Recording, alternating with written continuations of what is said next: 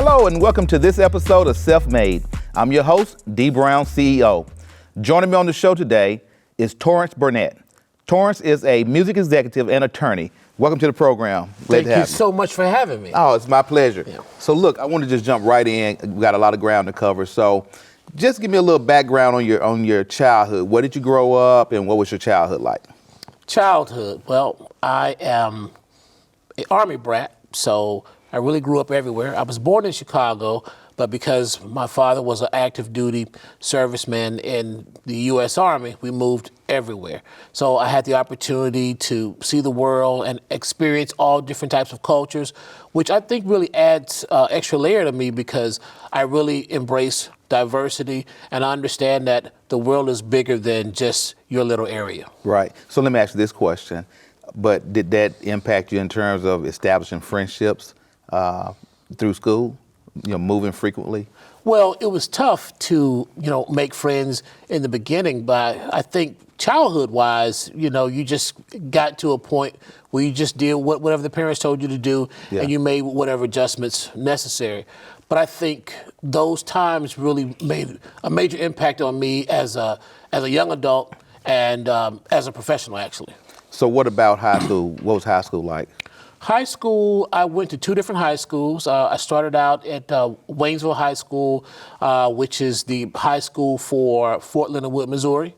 Mm-hmm. I went there for my 9th grade year and then transferred to Greenville High School in Mississippi. Okay. And I think it's changed now to Greenville Weston, combining two schools, but I graduated when it was actually just Greenville High School.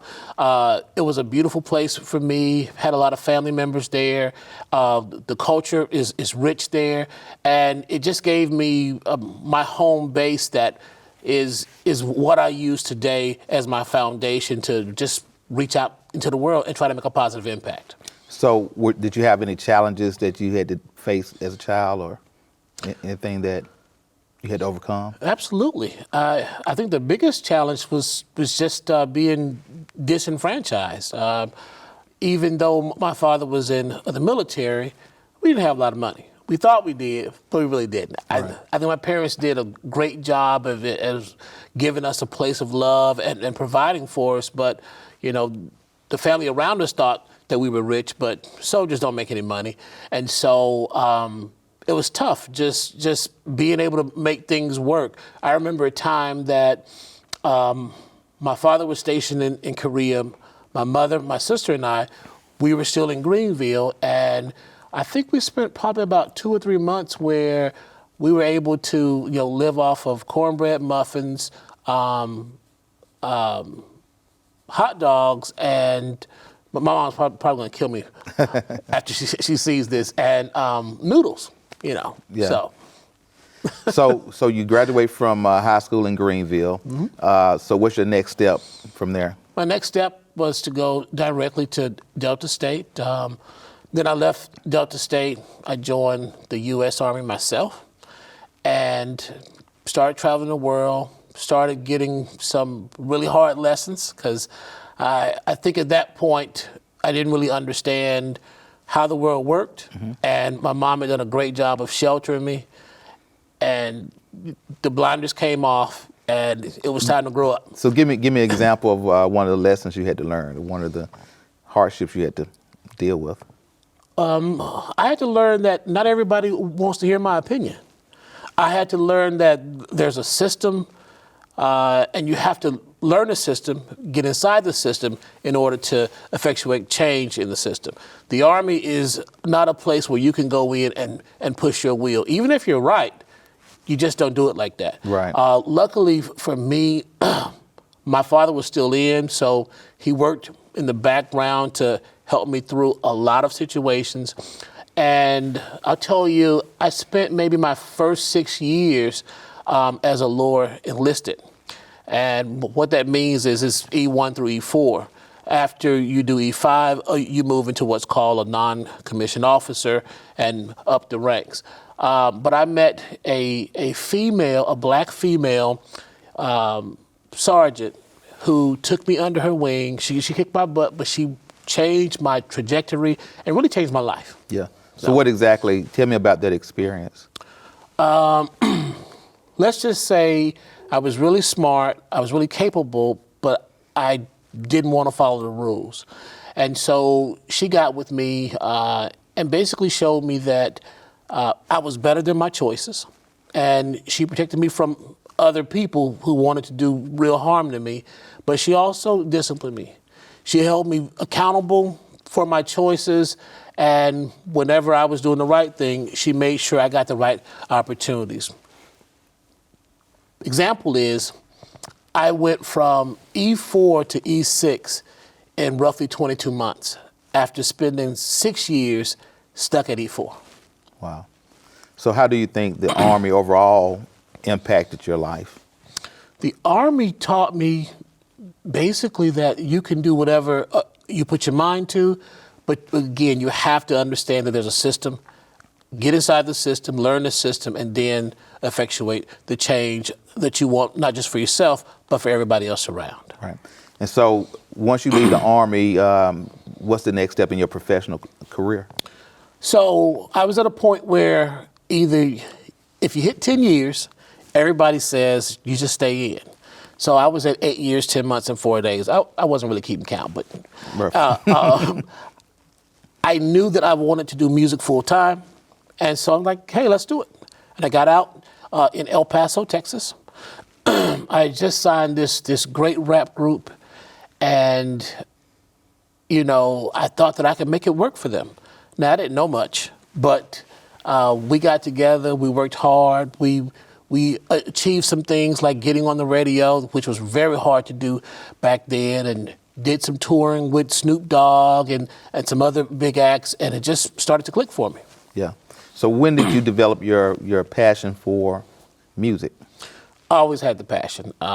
If my mom was here, she'll tell you about the times when I was, trying to be Michael Jackson and break dance and whatever was available dealing with music. I wanted to be an artist. In fact, for a while, I was an artist, and then I moved into songwriting and producing and then management. And that's where I really found my footing at helping others to pull things together. So I'm sorry, I can't resist, but I need to know what were you doing when you was acting like Michael Jackson? Well, I had the little beaded jacket, and I had the big, hair, and I would do all the moves. In fact, I could do beat it for you right now. Curl? Yeah, of course I had to have the curl. And so I would get these dance groups and stuff, and we'd dance, and I'd sing, and I'd try to woo the girls, Yeah. So you started your music company, become a manager. So what was the first successful act that you signed? Well, success can be defined in a lot of ways. I think for me, the first successful act was actually the group there in El Paso. It was the first time that I'd ever made money from my dream, and it was a wonderful thing. But then I quickly learned that there were so many other layers to the music industry, and there was so much more money there for once you get inside the system, learn the system, become a part of that, and then effectuate that change. So talk to me about some of those layers and how you went about trying to navigate and figure out how to get inside the system. Well, I learned that I needed to be able to provide value. So I would get with people like a bunch of executives in Atlanta at the time. I got with them. I was a gifted songwriter and producer, and I would do like a lot of records for free, or what we call on spec. Mm-hmm. And at that time, I was working in a company that was the home base for a songwriter and artist called The Dream, Terrius Nash. So I would make a bunch of beats, and he would come in and demo and write over it. And that stuff started to move. Then you meet the next person and the next person, and the opportunities start to come for you. So who, I guess, are some of the people that helped you along the way, along that journey of becoming a music executive? Oh, there's too many people to name. I think probably the person that has played the biggest role on my music side is a gentleman by the name of Stanley Atwater. We got together in the early 2000s, and we did some records together and took them into a major building and just built this great friendship. And, he was from Atlanta, so at the time, well, even now today, Atlanta serves as the music mecca for black music. And he's a native there, so he knew everybody. And through his connections, he started to connect me because I was his guy. And we just started to build this great thing. Now, we've gone our separate ways, but we're still friends today. He's still in the industry, and so am I. So everything worked out. So what's the name of your company, and who are some of the artists that you represent now? The name of this brand new company, it's less than a year old, is the MaVens Records. I have this great artist signed out of Louisiana, Baton Rouge to be exact, named Tweeday. He has this viral hit right now called Hit Your Mama Up. And prior to that, he had a record called How the Bed Goes. Just look it up.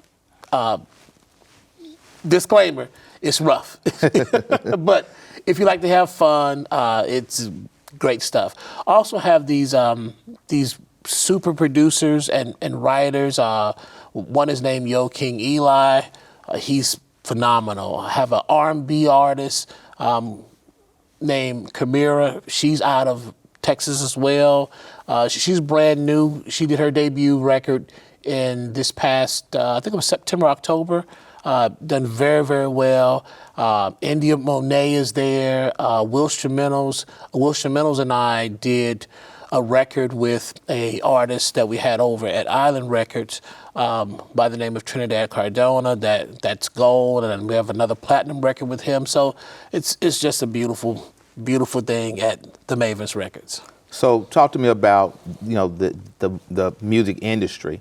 So walk me through you signing an artist and what's the benefit of the artist signing with your company? The benefit with signing with our company is you have a label owner, label partners, because 3 of the partners are lawyers. And one of those gentlemen is a veteran who actually did the deal that created Sony ATV Publishing, because ATV was actually Michael Jackson. So he's the guy that helped put it together and took the piece of paper to Michael Jackson to have it signed. So amongst other things, you get people who know the industry, but the biggest thing is you get people that care. So now let me walk you through what happens. Most people now are what we call bedroom musicians. Anyone with a computer and a microphone and internet now has a studio. Right. And they make these records, they put them on the internet. Most of the time nothing happens, but every now and then something happens. And when that happens, the telephone rings. So it's probably a A&R or some other person that's in a major label that's asking you, hey, what do you want to do with your career? Can we fly you out? Let's talk about it. And you get flown out, and you go to this building, and you see these big pictures, and you may see Beyonce walk past, and you're thinking, oh my God, my dreams are coming true. But then the problem is, if they really want you, they want you to sign that day. And they're going to hand you this piece of paper. They're probably going to call it a short form, but it's a short form of about 80 to 85 pages. And they're going to say, well, did you bring a lawyer with you? And you're probably going to say, no, I didn't bring a lawyer because you didn't know that you needed one. The only person with you is probably your manager who's really your homeboy that has no experience either. Right.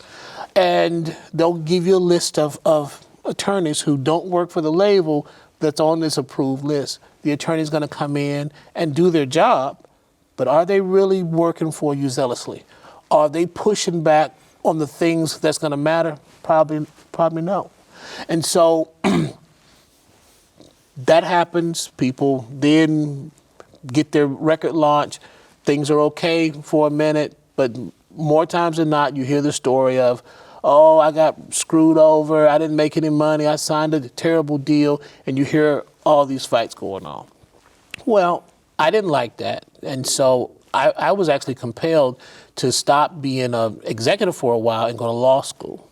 And so the whole purpose was to come out and to create avenues and opportunities to correct that wrong.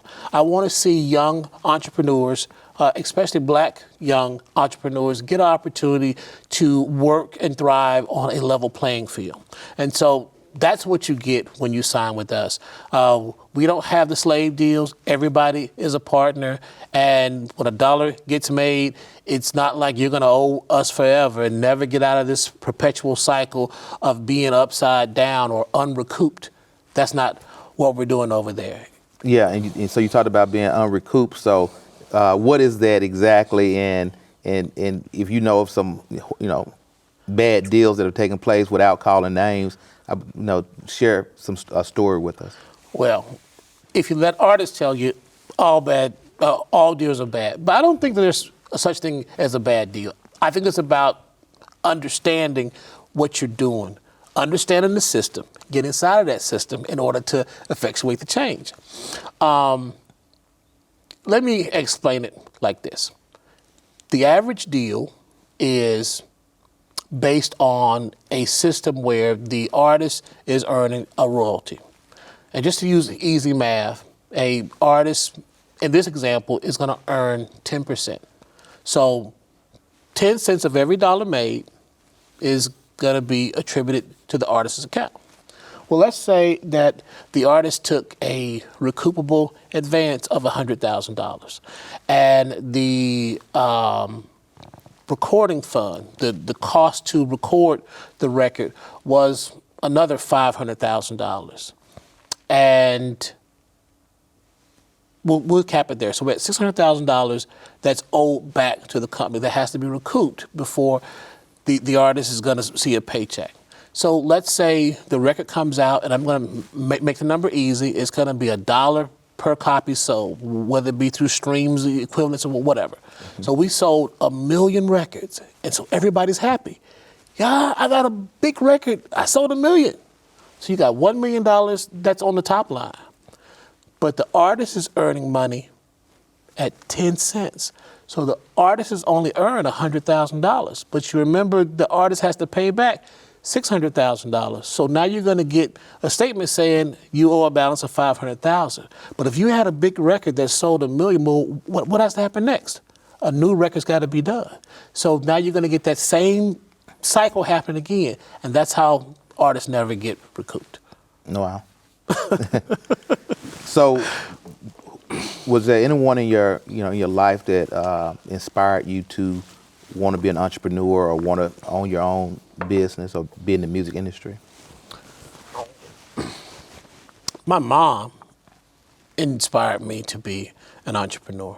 I saw her do brilliant things very early on, and she was the first person that I saw take nothing and turn it into something. When I was 14, I was a landlord over houses that she had gone out and secured in her portfolio. She opened up a clothing store, a club, and it's just like, yeah, I love to see the freedom that she had. She wasn't tied down to anybody's particular clock, and I wanted the same thing for me. As for the music, it was always in me. In fact, it's funny because my mom is the person who went out and bought that first keyboard that allowed me to start producing, even though my dad said no. And then later on, as I got older, I needed more help to get better equipment. And then it was my dad that kicked in when my mom was saying he doesn't need any more of that stuff. So my parents just did a great job of supporting me then, and they still do it now. They're just great people. So what has been the biggest challenge you've had to face just as an entrepreneur running your own business? I think the biggest challenge is two-part. Let's bifurcate it. Number one is self-doubt.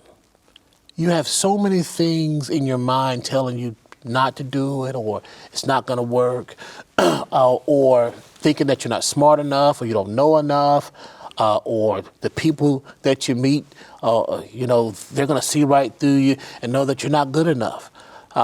That fear, that doubt stops a lot. And the other piece is the love of people who are close to you who haven't moved beyond their own doubts. In order to protect you, they tend to cast that on you. Whatever their limitations are in life, they think they're trying to help you by saying, well, you shouldn't do that. You should just do this instead because that's not going to work. And, well, do this full time and do that on the side, which we all know you can't do it like that. If you're going to do it, go all the way in. Those two things, I think, are the biggest obstacles. I tell you, for me, when I made the final decision to go to law school, it was scary. And most of my colleagues are like, what are you doing? Yeah. You make good money right now. Lawyers don't make a lot of money. I'm like, you know what? I'm not going to school to make money. I'm going to school to make a difference. And I realized that in life, you have to be the example. You can't change the world with anything else other than your example instead of your opinion. Most people want to talk about things. Right. You have to be about it. You have to show people that it's possible. And so going to school in my early 40s, becoming a lawyer, looking at 50, people are like, what are you doing? But now it's starting to make sense. Got it. So what's your goal for your company? What you are? What's your next move? What you are? Where you're trying to take the company? My goal is to create today's version of Motown. I want to make it so it's a family atmosphere and everybody gets the opportunity to not only make money doing what they love, but to become better educated. At my company, we have classes. I want you to learn about money. I want you to learn about investments. I want you to be more than just a song, because songs come and go. But what do you do with the money that comes in? How do you make that sustainable? How do you create generational wealth? Yeah. That's what we're focused on there. All right. So I want to ask you this question: of everything that you've accomplished so far, what are you most proud of? Funny thing about it is the thing I'm most proud of is being a father. I realized that my life is about making a difference for other people, and that starts with my children. Yeah. So, how many children do you have? 4. 4 children. Okay. So as we get ready to kind of start winding down the show, I do want to get an opportunity to ask you, just in your opinion, what's your definition of being self-made? I think being self-made is about learning how to harness all the things in the environment and taking the continual understanding and searching for self-knowledge, putting that all together to create the world that you have in your mind. Yep. And so I don't want to miss the opportunity to mention that you are a member of Kappa Alpha Psi Fraternity Incorporated, my frat brother. So just briefly, over the next minute and a half, 2 minutes, tell me what Kappa Alpha Psi mean to you and how it has impacted your life. Oh, you trying to make me cry on the show. Look, I tell people that, I was a man before Kappa, and I think the easiest way to say it is that Kappa didn't define me, because I knew exactly who I am, but it redefined me. It helped me strip away some layers that I didn't even know I had that needed to be stripped. It put me in the company of great men like you. I mean, it's amazing how all walks of life can come together, meet on the same playing field, talk to each other, and share their triumphs and their trials, and you can just work towards something that's bigger than yourself. Kappa means everything to me. It's a part of my fabric, my DNA. I walk it, talk it. Every day I'm trying to do something great and find new pie. Yeah. So it's all about achievement for me. Great. Well, look, before I close the show, I want to say this. I really appreciate you joining me on the show. Thank you for having me. It means so much. It's my pleasure. And everything you said about Kappa is true. So I vouch for it 100%. It's been one of the best decisions I've made in my life to be part of the organization, not just from the standpoint of the brotherhood, the bond, the networking, but also the impacts that we're able to have in the communities that we serve, and in terms of being able to give back, give a hand up, being able to impact young children within those communities and people that are in need. So it's been a very good opportunity for me. And I think that I couldn't ask for a better guest, and I appreciate you joining me on the show. Thank you so much. No, thank you. And to my viewers, thank you for watching this episode of Self-Made. I'm your host, Dee Brown, CEO. And remember, without you, there's no me.